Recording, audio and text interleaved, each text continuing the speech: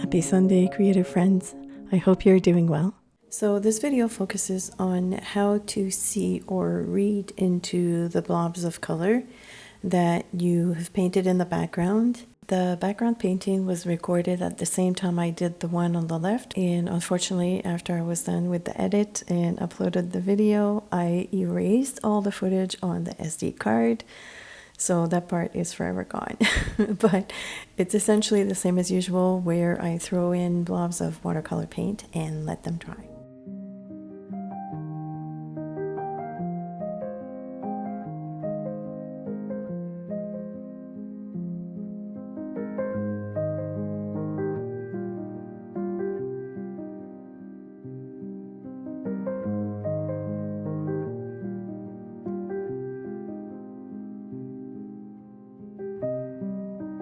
So now let's talk about how I figure out where to add the different parts of the illustration. I don't proceed in any particular order, meaning I don't look for the perfect spot to add a house or houses or trees, etc. In fact, these illustrations might not always be landscapes. It could be anything. I start by looking at the overall picture and see if anything jumps at me. If so, that's where I start. And sometimes I see a shape that attracts me, or a color, or even a blank spot, which is the case here, where I've decided to install or sketch the house. When that happens, I don't try to build the whole picture all in one go. I just focus on that area and work on it as much as possible. If it's the house, I sometimes have to adjust later with either shading or patterning. I've gotten into the habit of using a graphite pencil to draw the house for two reasons. A, I think it looks great, it's different. And B, I can erase as much as I want, which I've done a lot here as I kept changing my mind. I'm quite picky with my houses. I've been sketching a few of these houses in different poses, if I can say it that way, different styles, and I'll probably devote another video on them as well. I've been having quite a lot of fun with them.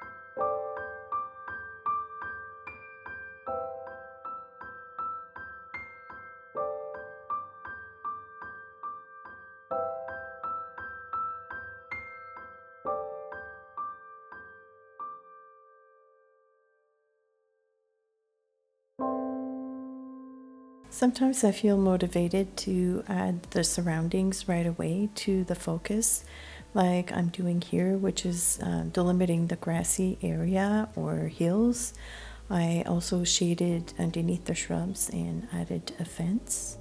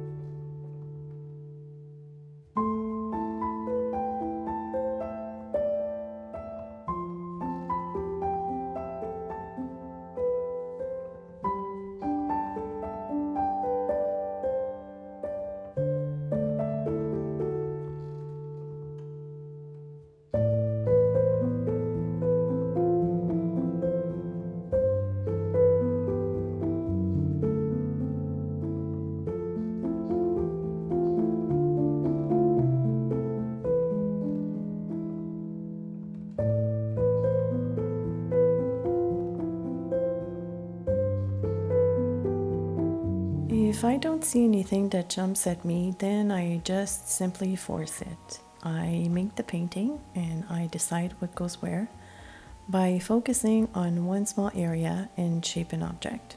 Again, it could be anything. It could be just a bunch of circles or flowers or trees or anything that is simple to start off with. I always tell myself, what's the worst that can happen? If the piece doesn't turn out entirely the way I imagined it, then I can always convert it into small art and use it as an ATC or a card front, or even use it for a collage. Plus, I think a small colorful painting framed with a large mat can make quite a dramatic home decor statement or even a beautiful gift.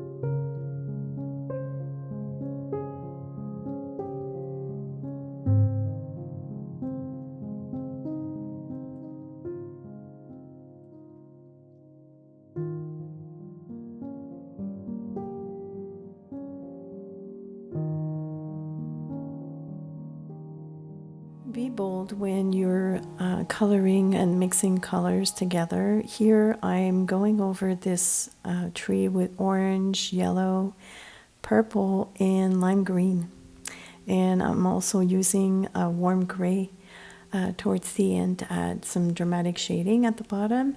And I think it looks fantastic. So obviously you kind of want to make your experiments maybe on a different, like on the side, maybe in your sketchbook, although this is my sketchbook, but I have already practiced that in some kind of in another, on a previous page.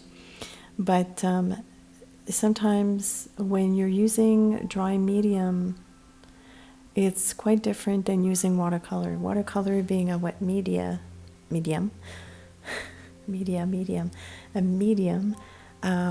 it's very easy to make mud. Whereas if you use something dry, like a colored pencil, you can get quite interesting results. And I'm having a lot of fun experimenting with color as well.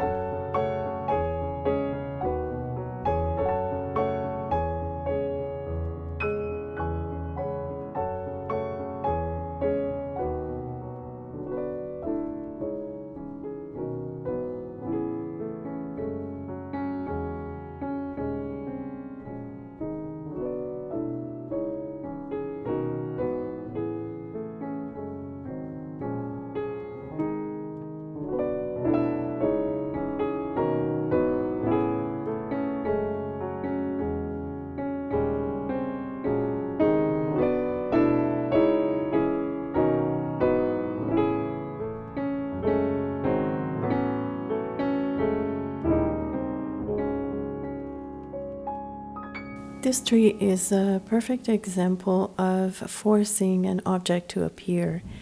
I was trying to make a transition between these two orange trees, which are quite circular, and at some point was bothering me, but I think it just amplifies the whimsy of the illustration, so I've decided to embrace them. But I felt that that tall green tree was indicated. I just decided to carve out this tree with green and blue and lime green. And there are imperfections. As you can see, I have kind of like an empty spot to the right of it. It kind of looks weird. But it's all right. It's all good. In fact, I think it's going to disappear a little bit, because in the end, I'm going to add another element, which in hindsight, that is probably the one thing that I regret. But I'm getting ahead of myself.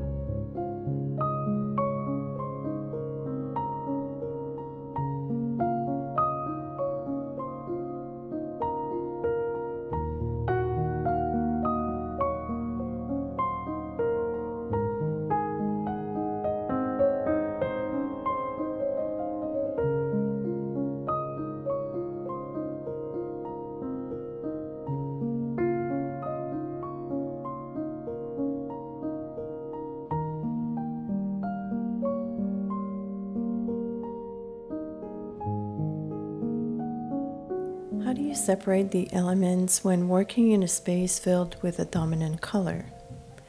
Here I have this orange, and I want to turn that space into a collection of shrubs and trees. I can already see the shapes, but how do I delimit them? When that happens, I play with the colors by shifting their importance or using a slightly different color scheme.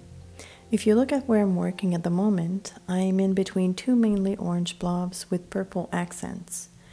By using purple as my main color in this shape, I can effectively pull it apart from the two without making it too different.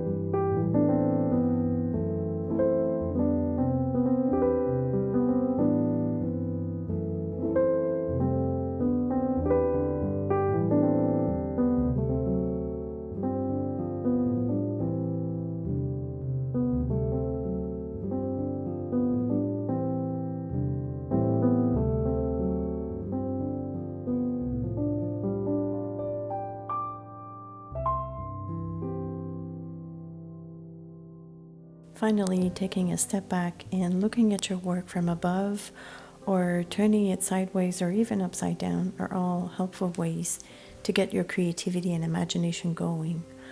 I often use the viewfinder of my video camera because it's mounted overhead, and I've also put my artwork on the floor and stood above it. It gives a very different perspective, and oftentimes it sparks some ideas. It definitely was the case with the sun that I've added after I examined my work, after I walked away from it and looked at it from a different perspective.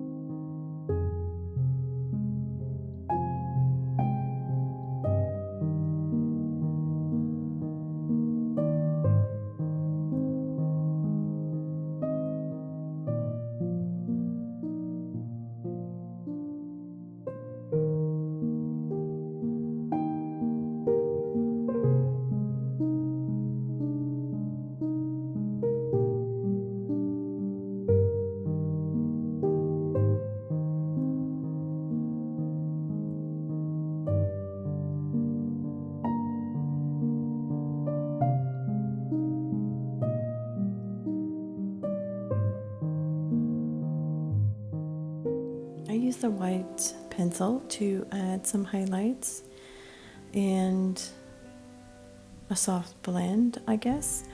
I need to practice some more with this technique, but I like the overall effect so far. I will also go over some of these parts with a white gel pen just to enhance the highlights. My one regret with this illustration is the addition of that tree that I'm working on at the moment. It's massive and it takes away from the sun. I think I was just trying to get rid of the strong lines that were left by the paint, and also to distract the eye from the two little orange trees, which at the time I was bothered by and now I'm kind of liking. So I don't know. I mean, I'm looking at the final painting and it's not so bad. I guess I'm just being picky, but I feel it's too close to the sun, which, you know, it's nothing to be picky about. It's just there's something that's bugging me and I can't quite explain it. That's all. This is just me getting frustrated, but not really. Anyways, I'm about to wrap it up, so I'm just going to add a little bit of a hill there on the right, and also just introduce some very light patterning through it.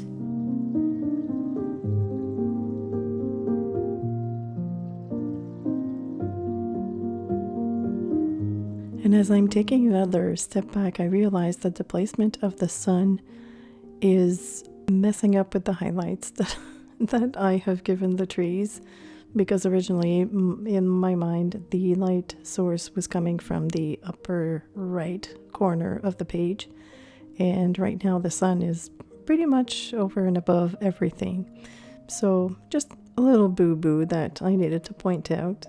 Also, I have received a few comments from last week's video asking about the color pencils, and also I should say that some of you thought that I was using watercolor pencils, and that's not the case. So the background is paint, watercolor paint, but the rest of the work is done with regular color pencils, and I use various brands such as Prismacolor, Faber-Castell, Derwent, Holbein, so it's a whole medley of pencils.